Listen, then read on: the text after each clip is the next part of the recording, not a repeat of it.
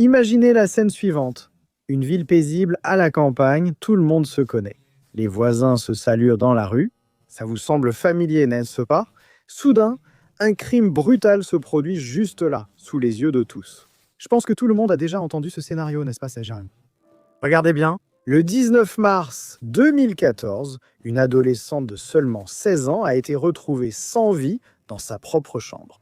Ce que la police a trouvé là était vraiment choquant, choquant au point de bouleverser même les enquêteurs les plus expérimentés. Ils étaient stupéfaits devant cela. Le corps de la jeune fille présentait 65 blessures.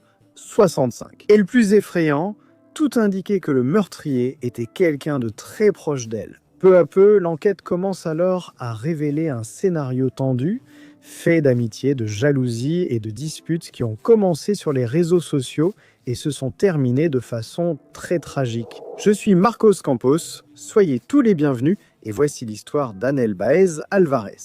Si vous aimez découvrir des histoires vraies, je vous invite à vous abonner et à suivre la chaîne. Chaque semaine, il y a plusieurs épisodes comme celui-ci, ici. Si vous le pouvez, devenez membre, cela m'aide beaucoup. Si ce n'est pas possible pour le moment, pas de souci. Laissez simplement un like, un commentaire, même si ce n'est qu'un emoji, m'aide déjà énormément. D'accord? Voilà, alors, les messages sont passés, passons aux faits.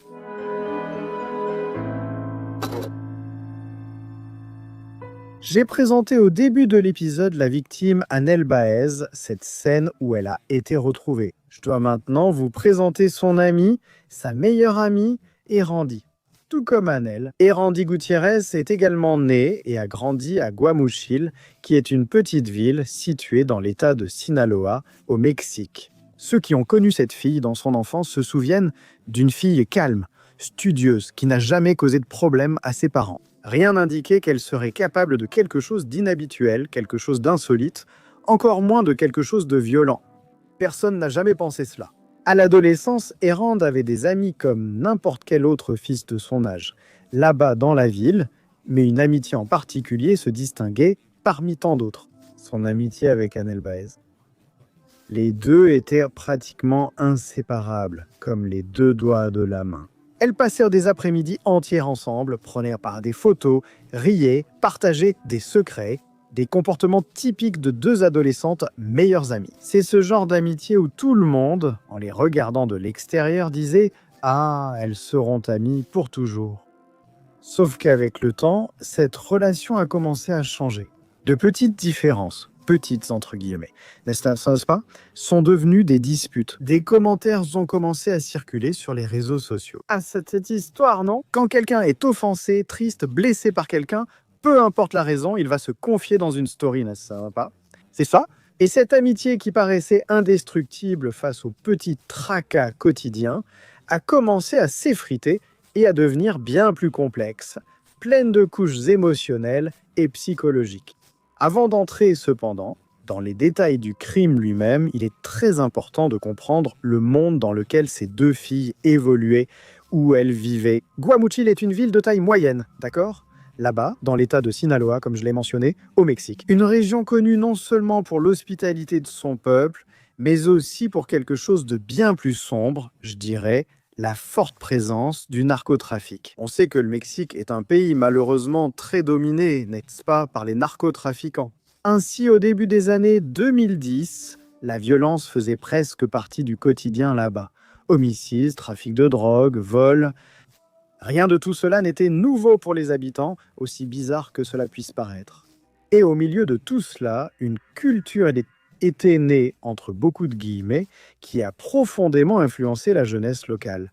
La fameuse narcoculture. Elle était partout, dans les entrailles, dans les musiques qui passaient lors des fêtes, dans la façon de s'habiller et de parler, dans les publications sur les réseaux sociaux. Bref, la construction sociale de la personne se faisait là, au milieu de cette pseudo-culture. Et l'une des jeunes filles qui s'identifiait le plus à cet univers était justement Erandi Gutiérrez, l'amie de notre personnage principal. Elle écoutait des groupes qui jouaient des chansons qui parlaient de ce genre de choses, n'est-ce pas?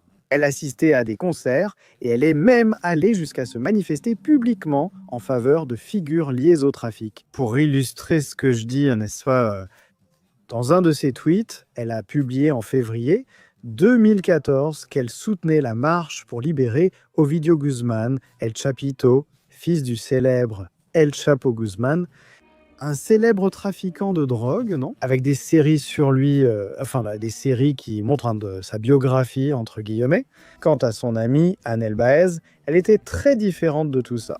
C'est pour ça que leur amitié s'est détériorée, non? Anel menait une vie beaucoup plus tranquille, concentrée sur ses études, l'école, la famille, et aussi ses amis les plus proches. Elle ne s'impliquait dans rien de ce genre de culture et ne se laissait pas non plus influencer par des choses dangereuses. Elle avait la tête sur les épaules, n'est-ce pas? Ces différences-là, qui au début semblaient petites, ont commencé à créer un fossé entre les deux amis. Et ce contraste, disons, a été l'un des éléments qui allait finir par transformer cette amitié qui avait été sympa un temps en quelque chose de tragique. Après tout cela, quand l'environnement a commencé à dresser des barrières entre les meilleurs amis, nous arrivons donc au jour où tout a changé pour toujours, le 19 mars 2014. C'était un mercredi ordinaire à Guamuchil.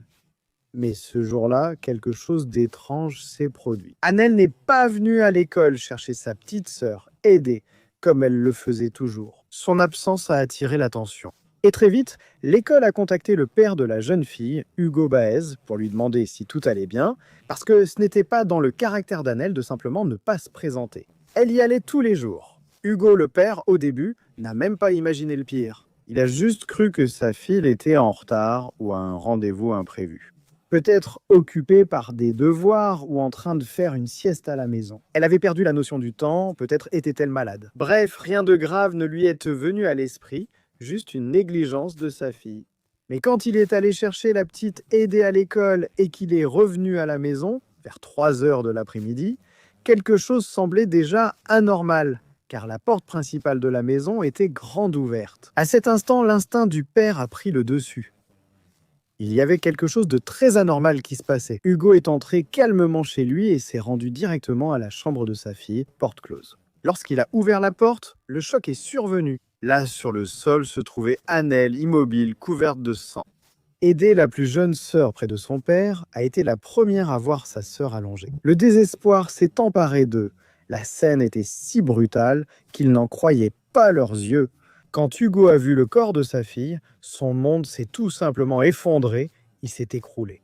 Même sous le choc, il a quand même réussi à faire ce que n'importe qui, n'importe quel père, ferait à ce moment-là. Essayer, n'est-ce pas? Un souffle d'espoir.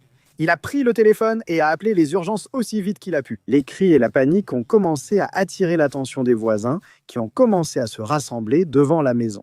En quelques minutes, la tragédie faisait déjà parler toute la rue, et bientôt toute la ville. Après tout, le crime était bien trop brutal.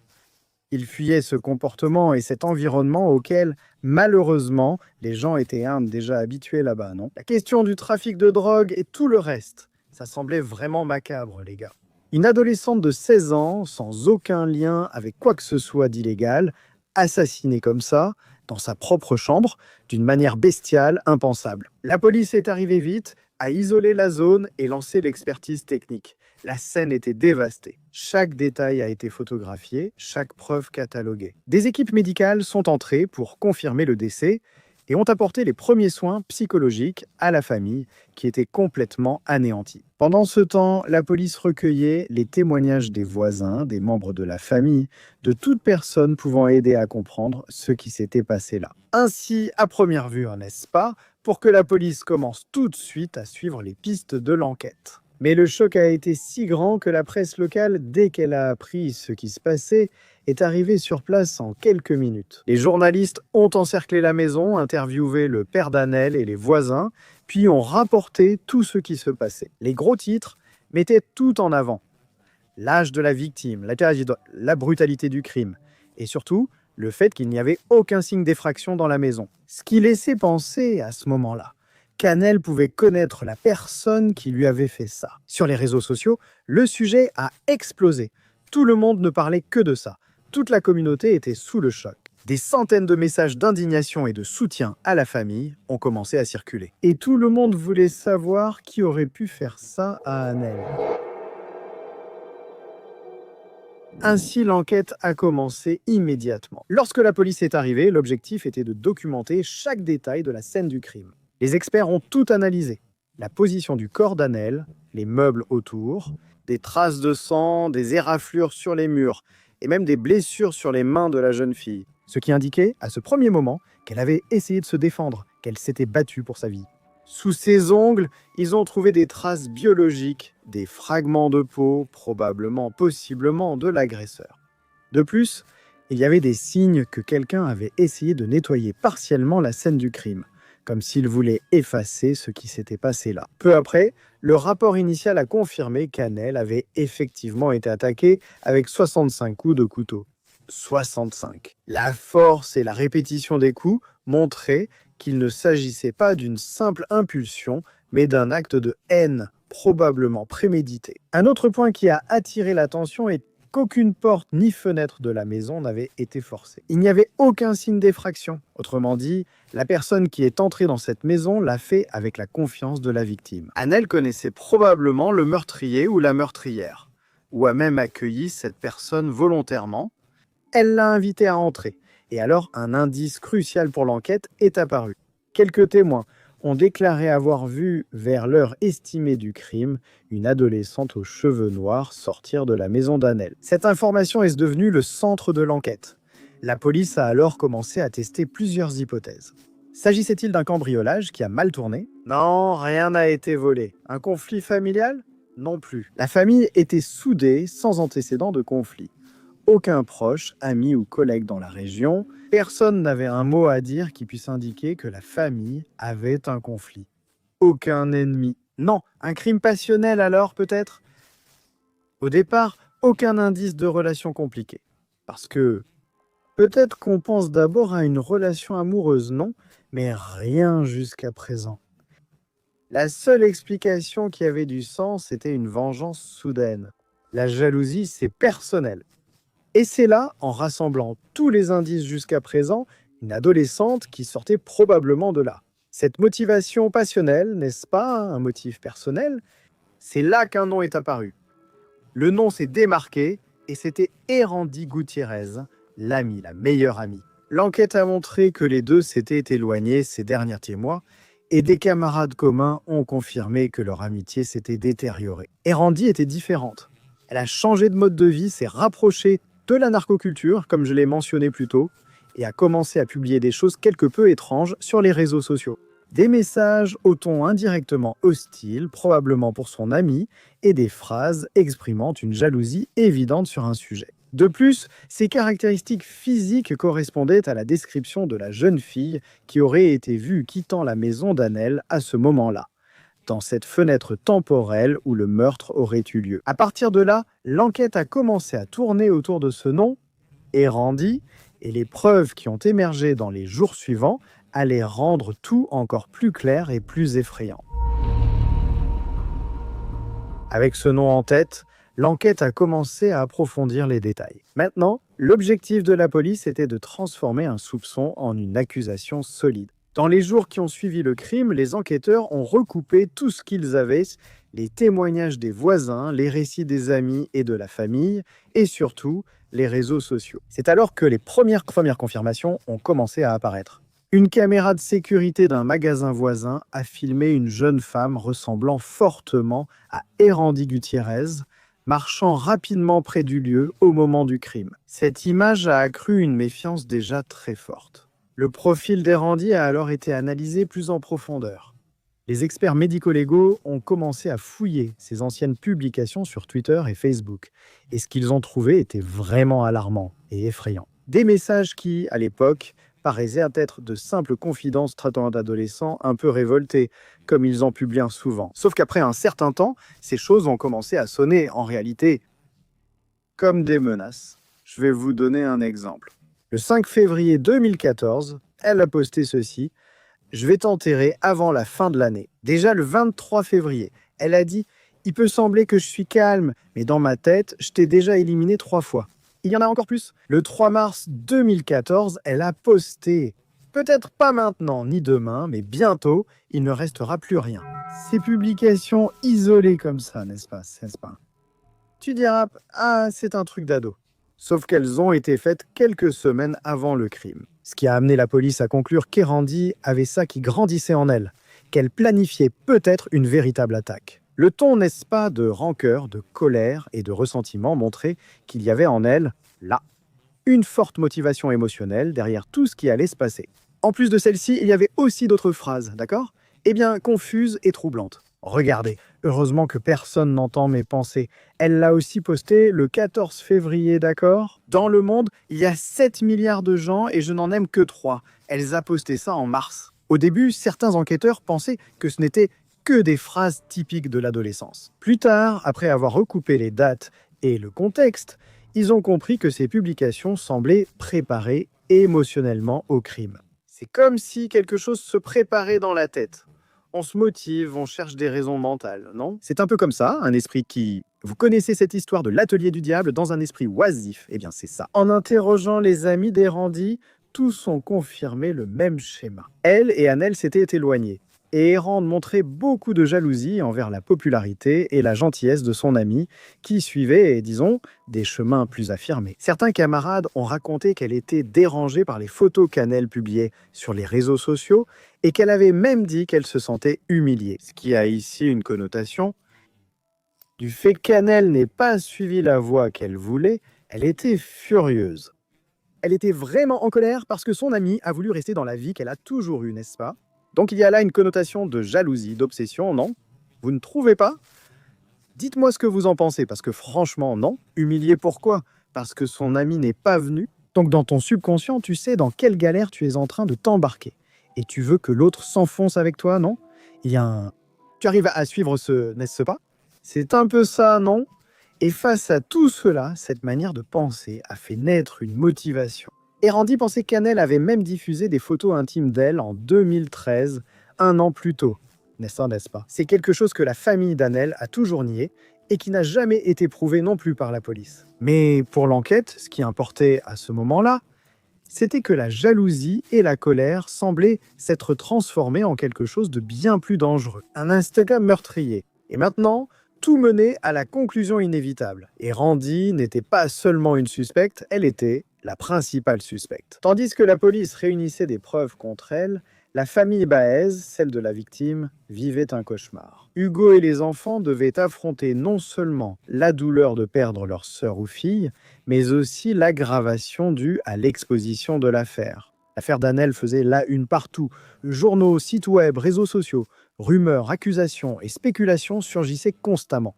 Et la famille, déjà en morceaux, avait du mal à respirer au milieu de tant de tensions. Ici, j'aimerais faire une parenthèse, moi, parce que c'est justement pour cela que parfois j'évite de parler d'une affaire qui vient juste de se produire. Tout cela reste très spéculatif, non? Le dernier que j'ai fait, comme ça, où il y avait cette folie de rapporter les choses, c'était celui du jeune homme là-bas, à Interlagos, n'est-ce pas? Sans rien pas? Tu as vu combien de choses ont changé? L'autre, celui de Larissa Rodriguez, là aussi, n'est-ce pas? Que son mari et sa belle-mère l'ont empoisonné là-bas. Les choses évoluent, beaucoup d'événements surviennent. Alors, respire, attends que l'enquête fasse son rapport, termine l'investigation, et là on présente, n'est-ce pas? Parce que sinon, tout reste dans le domaine de la spéculation. C'est compliqué, n'est-ce pas, vas-y pas? Pour ceux qui sont en plein dans l'œil du cyclone. Mais les gars, pour continuer, l'affaire d'Annelle, quelques jours après tout ça, non? De toutes les enquêtes, de toutes les preuves déjà rassemblées par la police, les funérailles d'Annelle ont réuni des centaines de personnes venues lui dire au revoir, n'est-ce pas? Tout le monde en ville connaissait et appréciait la jeune fille, sachant qu'elle était une bonne personne. Mais un détail à ces funérailles attirait l'attention, non? Ça a même rendu l'ambiance très lourde. Erandi et sa mère sont apparus aux funérailles pour présenter leurs condoléances. Ah, on ne parle pas de la mère, je suppose qu'elle a aussi été trompée. La présence de l'ami a été un choc là-bas, parce que beaucoup étaient déjà là, n'est-ce pas? Cette rumeur circulait déjà, avec quelques fuites, donc beaucoup savaient qu'elle était la principale suspecte de la police. Et pourtant, elle était là, tête baissée, non? En manches longues, bras et mains couverts. Mais la tension au moment où elle est entrée était même palpable. C'est dans ce décor silencieux, très triste, qu'a eu lieu l'une des scènes les plus marquantes de cette affaire. Alors que le cercueil d'Annelle était veillé, les autorités sont arrivées discrètement, sans sirène ni agitation. Ils sont juste allés vers Erandi. Et là, devant la famille, les camarades et toute la communauté, ils lui ont passé les menottes. L'arrestation d'une adolescente aux funérailles de son ami a fait la une nationale. Le mélange d'amitié, de trahison et de violence a conféré à l'affaire une aura tragique et cinématographique. Au commissariat, Erandi est restée calme, a tout nié et a dit qu'elle n'avait rien à voir avec ce crime. Mais les preuves parlaient déjà d'elles-mêmes. Tout le Mexique voulait savoir ce qui s'était vraiment passé entre ces deux amis autrefois inséparables. L'affaire a été portée devant le système de justice pour adolescents, puisque Erandi était mineur. Ainsi, en juin 2014, le tribunal de première instance de Culiacán a examiné les preuves, le couteau, les témoignages et les messages menaçants et a condamné Erandi à 7 ans de réclusion au centre de détention pour adolescents de Culiacán. Mais l'histoire ne s'arrête pas là. Un an plus tard, en juin 2015, le pouvoir judiciaire de Sinaloa a annulé la décision pour une question technique. L'affaire aurait dû être jugée à Los Mochis et non à Culiacán. Erandi restait hospitalisé. Toutes ces lourdeurs administratives, non? Toutes ces histoires de textes de loi où tu te dis « mince, mais attends, mais ça a été jugé ?» Qu'est-ce qui ne va pas dans l'affaire elle-même, non? Dans le jugement en lui-même, dans les preuves qui ont été réunies, dans les éléments, dans les témoignages recueillis. Quel est le problème? Parce que c'était dans un autre tribunal. Mec, c'est vraiment bizarre, mec. Là, tu peux même dire « non, mais c'était faux parce que ce n'est pas prévu par la loi ». Ok, mais mec, enfin... En juillet 2015, le procès a été transféré au tribunal spécialisé pour adolescents de Los Mochis, comme il se devait. Les audiences ont révélé les mêmes détails macabres. 65 coups, 2 couteaux, des messages de haine, le contexte d'humiliation sur les réseaux sociaux évoqué par la jeune fille. Le ministère public a insisté sur la gravité du crime, tandis que la défense a évoqué la vulnérabilité émotionnelle d'Erandi et l'impact du cyberharcèlement. Après de longues délibérations, le juge a confirmé la sentence initiale. Ah bon? 7 ans d'internement. Mais en 2017, il y a eu un changement dans la loi fédérale sur les mineurs qui a réduit cette durée maximale de détention à 5 ans. Et ainsi, la mesure a été rétroactive pour bénéficier à notre Erandi. Déjà engagée dans des programmes de réhabilitation, elle a vraiment profité de cette règle. Et ainsi, le 22 septembre 2017, après 3 ans et demi d'internement, elle a été libérée. Elle a pu vivre sa petite vie. La nouvelle, évidemment, a divisé les opinions. Pour certains, il était juste que la jeune femme ait une seconde chance dans la vie. Pour d'autres, la libération précoce était une offense à la mémoire d'Annelle. J'allais attendre la fin pour vous poser la question, mais commentez déjà. Qu'est-ce que vous en pensez? Une seconde vie pour elle ou un affront à la mémoire d'Annelle poignardée 65 fois chez elle par une amie à qui elle avait ouvert sa porte? N'est-ce pas? N'est-ce pas? L'une paranoïaque s'est inventé des histoires et voulait entraîner l'autre dans sa mauvaise voie. Mais l'autre, plus raisonnable, a refusé. Je n'y vais pas. L'autre a menacé. Tu n'y vas pas? J'arrive et je te tue. Tu comprends? Alors, dis-moi ce que tu en penses. Seconde chance ou offense à la mémoire d'Annelle? Putain de merde. L'affaire d'Annelle Baez a suscité des débats dans tout le Mexique sur le rôle des réseaux sociaux dans l'escalade des conflits entre adolescents. C'est vraiment un danger, ça. Sur la législation des jeunes et la nécessité de surveiller aussi le comportement des adolescents en ligne. Et voici donc un message face à cela, pour nous tous, surtout pour les parents responsables de préadolescents et d'adolescents. Savez-vous vraiment avec qui votre enfant interagit en ligne? Sur des applications ou jeux permettant de discuter que vous ne connaissez peut-être pas. Pour conclure, je cite une phrase du père d'Annelle, monsieur Hugo Baez, à qui vont nos sincères condoléances malgré toutes ces années. Voyez-vous, le père d'Annelle est décédé en 2025 et il a laissé une phrase qui résume très bien le sentiment de tous ceux qui connaissent cette affaire. La loi a été respectée, mais la justice non. Adatobi. Quelqu'un conteste Monsieur Hugo? De quel côté êtes-vous? Seconde chance ou offense à la mémoire d'Annelle? La liberté de cette femme-là de vivre sa vie, n'est-ce pas? Parce qu'elle est restée 3 ans incarcérée, non, n'est-ce pas? Dans ces programmes de réhabilitation-là. 16, 17, 18, 19. Elle n'a même pas 20 ans aujourd'hui, n'est-ce pas? C'était en 2017. Aujourd'hui, elle approche la trentaine. Mais la question demeure, non? La famille d'Annelle, tu sais, son pauvre père est déjà mort, non? Il y a aussi les frères. C'est vraiment trop triste, n'est-ce pas? Espace Thérapeute, les commentaires servent à échanger. Merci beaucoup pour ta présence. Bisous du roux et à bientôt.